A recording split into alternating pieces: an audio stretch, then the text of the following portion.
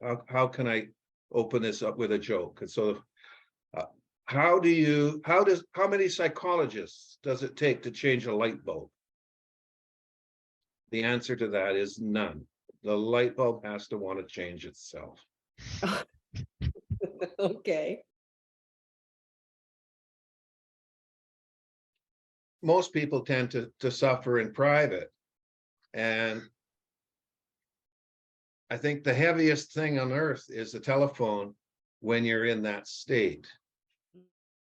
So we need to learn some of these symptoms on when it's time to intervene and actually reach out rather than wait for that phone call. Because sometimes that phone is just far too heavy. That group stuff and the one-on-one buddy system is very important, but you can't be thinking that you're going to wait for the call. You have to be proactive and you have to be reaching out. And sometimes it's just a matter of touching base and you turn someone's day around. The other thing is, what happens when you get that terrifying call that someone's suicidal? Someone's got to that state of mind. Well, let me tell you one thing that I've noticed in dealing with this over the years. I have never, ever encountered anyone that committed suicide after a good night's sleep. Every single one that I've investigated has been after a period of days of interrupted sleep. They're exhausted and they're unable to function. So the first thing when someone contacts you and says they're having a rough time is to evaluate their sleep. Have they been sleeping? And if they tell you, no, they haven't been sleeping, that's when you need to go there, not just phone them later. That's when you need to get somebody there, yourself or someone else that's available to go to that person. Being able to do that is what I'm talking about here in terms of supporting one another. You can learn how to do that and create the opportunity to do that and save lives.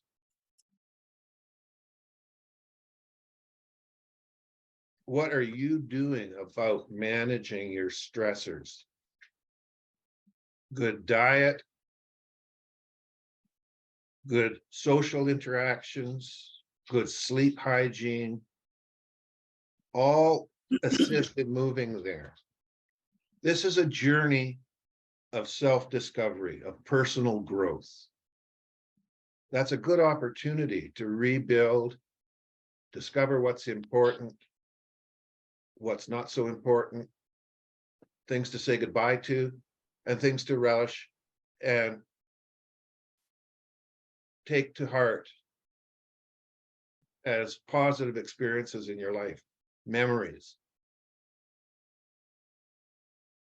that you'd forgotten about. You'd forgotten to visit those memories and relive the enjoyment of them. The opportunity to reorganize your filing cabinet is incredible.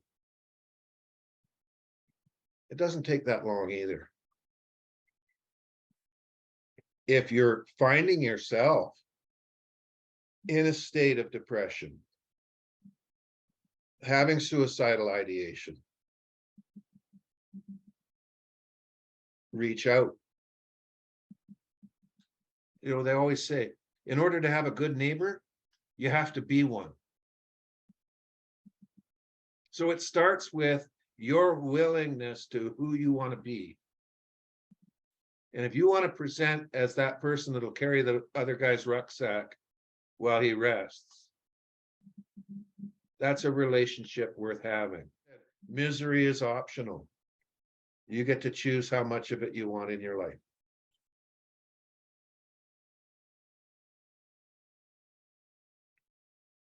And that's what I'm finding, is that a lot of people have moved into a state of depression in the grief process, and they're stuck there because they're expecting things to return to normal.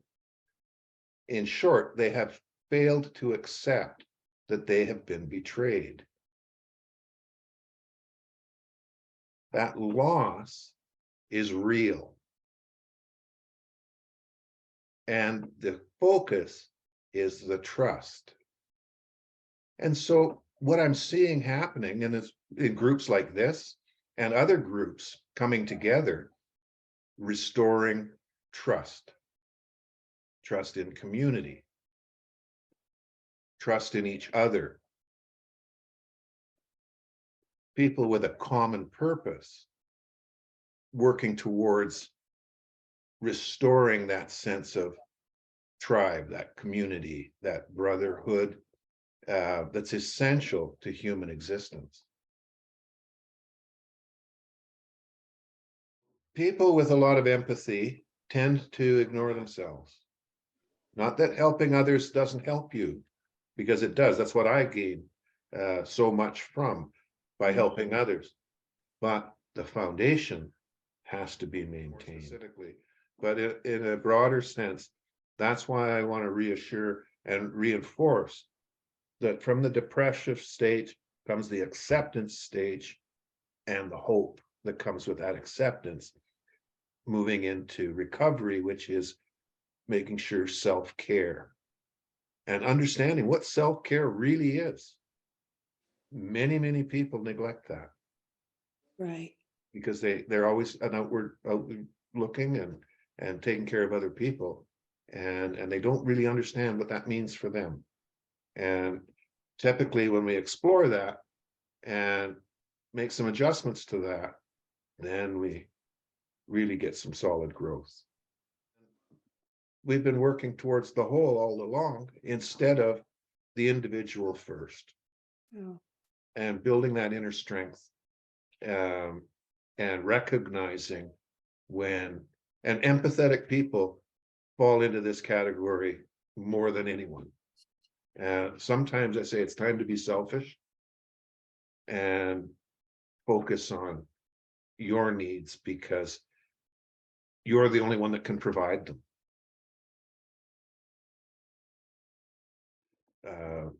And I've experienced and looked in the eyes of the worst and the most evil that you can imagine.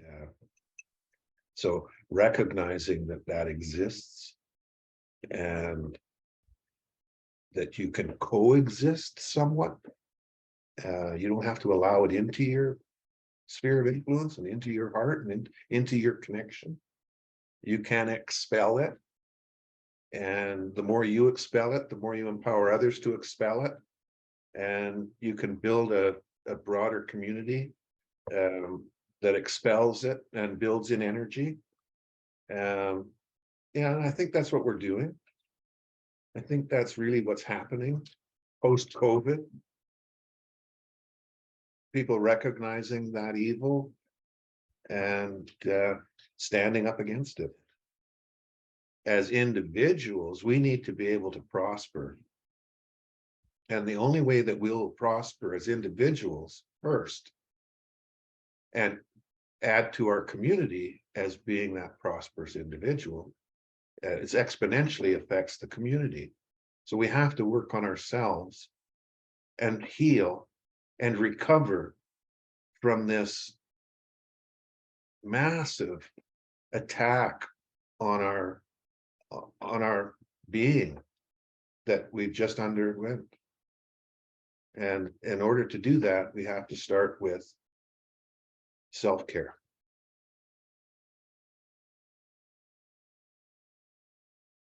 Self-care. Now, you all heard me say, enjoy your breakfast. That's that first step of being aware of yourself, the beginning of your day. Focusing on eating well, sleeping well. The self-care stage re-regulates the body's function, because grief can have a significant physical effect on the human body. And mostly it affects the heart. That's why they call it heartbroken. We've got to think about what needs to happen for you to be able to do that. Focus on that one item and try to make it successful. Now, what would make a enjoyable breakfast successful? How would you describe that? You need to look at that. I would think it shouldn't be rushed. It should be in a place that's comfortable.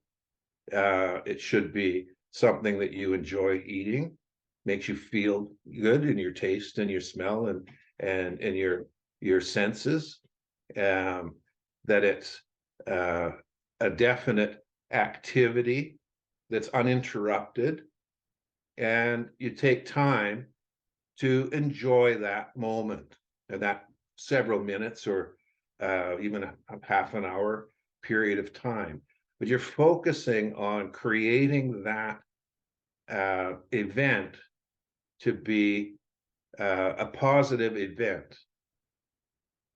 And then as you establish those barriers, you eliminate those barriers that are impacting on that activity. And that's just a small activity, a period of time in your day, 15, 20 minutes, that you typically repeat every day. And that's when you start to rebuild your cycle. And so if you're going to look towards breaking out of a depression, those are some of the ways you can start by building that improvement. And then as you build on that, then you're going to look at looking at your 3 periods of the day: work, recreation, and sleep, and start to get those into more of a balance. And then it starts to compound into a more positive existence. But focusing on that small effort of, say, a breakfast, and it could be another activity in your day, as long as it's something that repeats. You may have another activity or something that you want to achieve. Perhaps if you're having sleep difficulties, you could say, I need to have a deep relaxation period at the end of my day.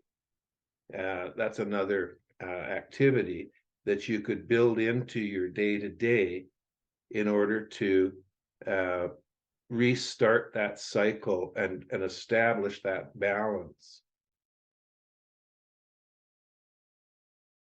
And you don't let that get interrupted. You put that as a priority in your daily cycle, so that moving forward, you're building on that. That becomes the first anchor, if you would, to expanding on that. By approaching the state of chaos, by approaching it that way, it's a starting point.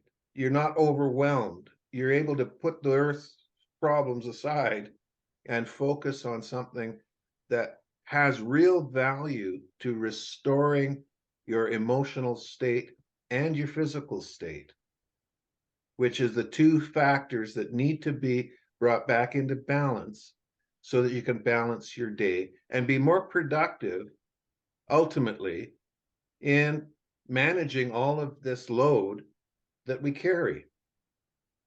Mhm. But what we end up doing is we end up overloading ourselves. We end up, especially after a trauma, we end up in a state of absolute chaos, and we need to get reorganized.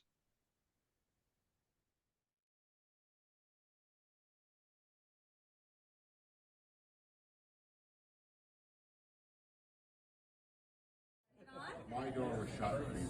Is it video or are we taking Hi, pictures? Peter. Hi, Peter. Hi, Peter. Wish you were here. What's up, buddy? Love you. Happy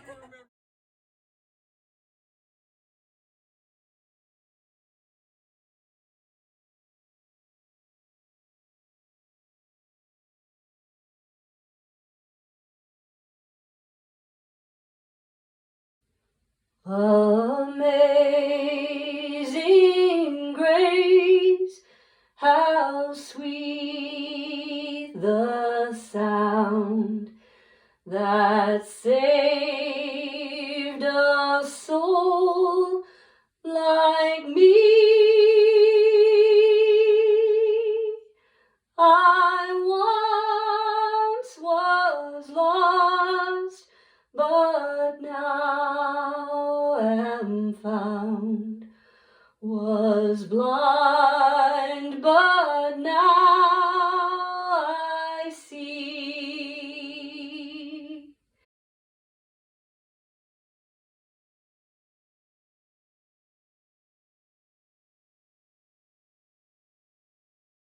Enjoy your breakfast.